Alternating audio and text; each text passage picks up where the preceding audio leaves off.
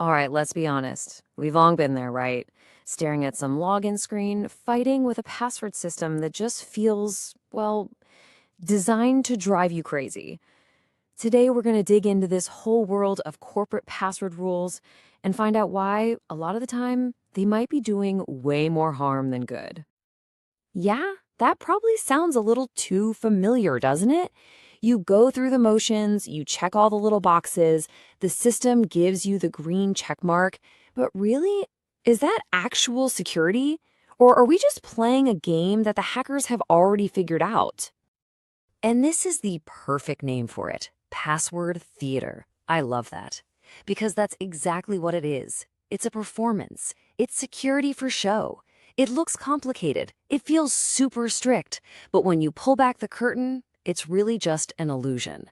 And it does absolutely nothing to stop a real modern attacker. So let's do exactly that. Let's pull that curtain back. We're going to break down why these old rules we all know, well, they're just completely broken. They're just not built for the world we live in today. Okay, take a look at these rules. I bet they look pretty familiar, right?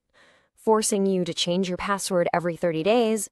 What does that really do? It just makes people do something lazy, like changing password spring 24 to password summer 24. And demanding a special character is totally useless when the password is still, password at 123. It's like these rules completely miss the entire point of security. And this gets to the heart of the problem. It's the huge gap between the illusion and the reality. We see all these complicated rules and think, oh, this must be secure. But the reality? Attackers are not sitting in a dark room guessing your password. No way.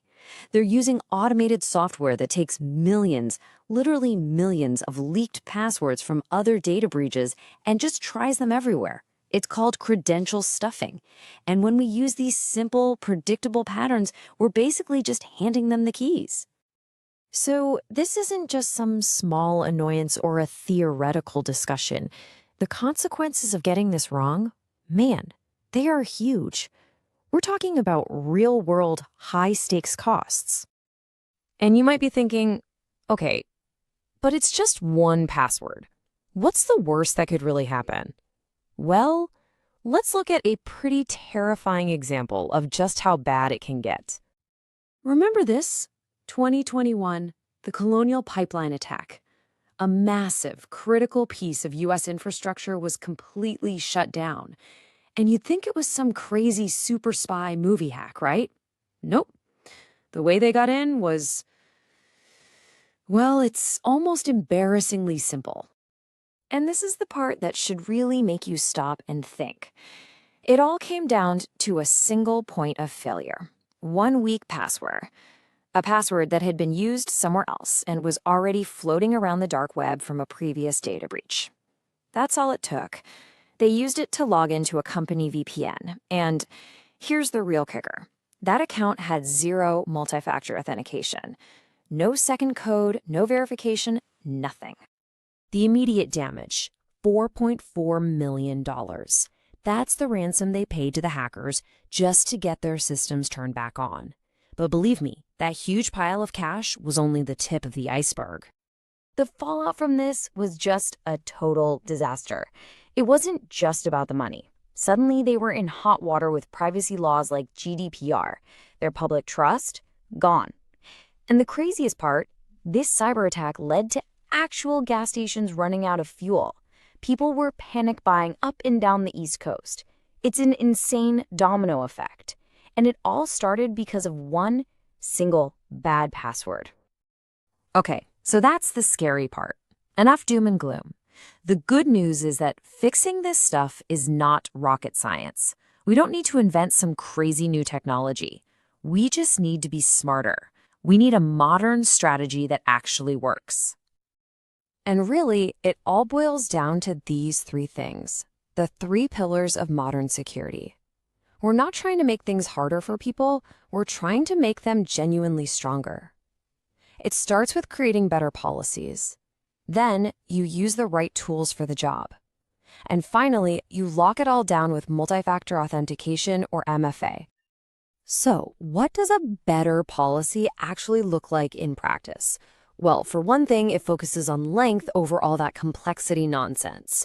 Think passphrases, not just passwords. A long but easy to remember phrase of random words is a million times stronger than some short, complicated mess of symbols. Why? It's simple math. Every extra character you add makes the password exponentially harder for a computer to crack. We're talking the difference between seconds and thousands of years. And this table just lays out the bad habits we all need to break. Reusing passwords? That's literally like using the exact same key for your house, your car, your office, and your safety deposit box. One little breach on some forgotten website, and a hacker has the key to everything. And sharing passwords through email or WhatsApp? Come on, you might as well just write it on a billboard. All right, let's bring it all home. Let's turn all this talk into a simple playbook. This is the stuff you can do like right now to leave the password theater behind and step into what real security looks like. Here it is, your new checklist. Number 1, a different password for every single account. No exceptions. 2, make them long and random. Think phrases, not words. 3, get a password manager and let it do all the hard work for you. 4, and this one is absolutely non-negotiable, turn on multi-factor authentication everywhere, everywhere. And finally, number 5, keep your work life and your personal life separate. Do these things and you immediately become a way, way harder target for attackers. Which brings us to the final big question. After all this, you have to look at your own password habits or your company's password policy and ask yourself, is this a real security feature or is it just a joke? Is it actual protection or is it just password theater? Because at the end of the day, it's always, always better to prevent a disaster than to have to clean one up.